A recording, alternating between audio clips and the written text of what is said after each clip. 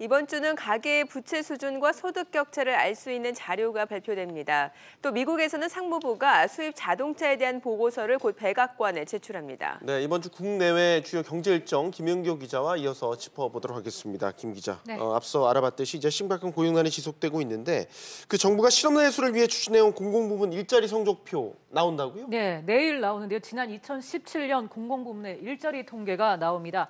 정부와 공기업, 준정부기관 그리고 기타 공공기관 등에 종사하는 이 근무자들의 성별과 연령별 그리고 산업별 이 취업자 수 등이 담길 예정인데요. 2016년 공공부문 일자리는 236만 5천 개로 그 전해보다 2만 9천 개 늘어난 바 있습니다.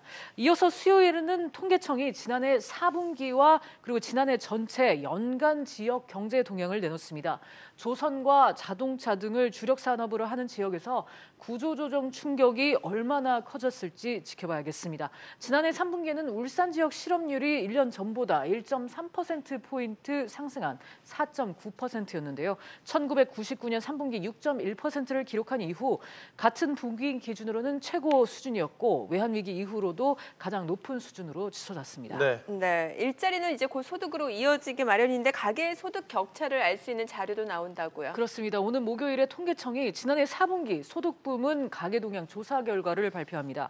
정부의 소득주도 성장 정책 기조에도 불구하고 계층 간의 소득 양극화는 심화되고 있는데요. 앞서서 지난해 3분기 소득 하위 20% 계층의 명목 소득이 전년 동기 대비 감소세를 이어갔습니다. 반면에 소득 상위 20% 가구의 소득은 큰 폭으로 늘어나서 소득 격차가 노무현 정부 말기인 2007년 수준으로 벌어진 바 있습니다. 네, 결국 소득 격차는 가계부채로 이어지게 될 텐데 가계부채 수준을 알 수 있는 자료도 나오게 되죠? 네, 한국은행이 오는 금요일 지난 4분기 가계 신용을 발표를 합니다. 지난해 말 우리나라 가계빚 규모와 증가율이 관심인데요.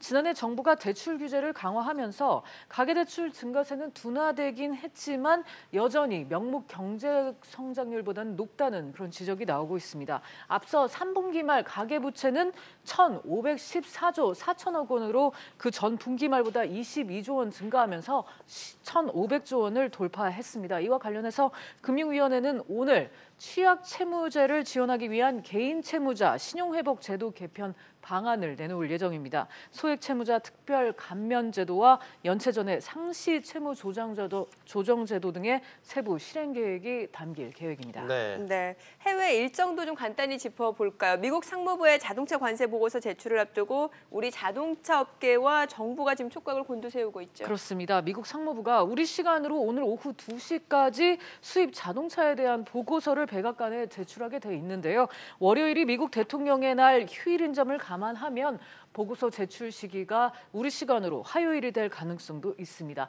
도널드 트럼프 미국 대통령은 이 보고서를 근거로 해서 90일 안에 추가 관세 부과 또는 수입량 제한 등의 조치를 취할 수 있습니다. 트럼프 대통령이 실제로 수입차나 이 수입 부품에 고율의 추가 관세를 부과하면 우리 자동차 업체들이 큰 타격을 받을 걸로 예상이 되는데요. 다만 이번 관세 대상에서 우리나라는 제외가 되거나 아니면 전기차나 자율주행차 등에만 적용이 될 것이라는 관측도 나오고 있습니다. 그렇군요. 김연교 기자 수고했습니다. 잘 들었습니다.